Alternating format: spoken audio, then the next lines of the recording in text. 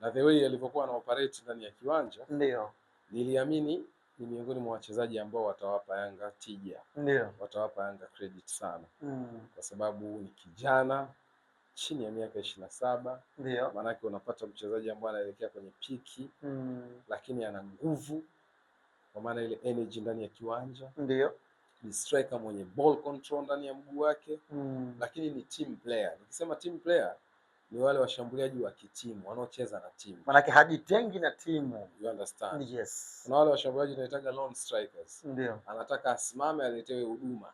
Dep ni wale aina strikers ambao muda wote yuko karibu na viungo, 1-2 tupasiane tuenzetuni wote.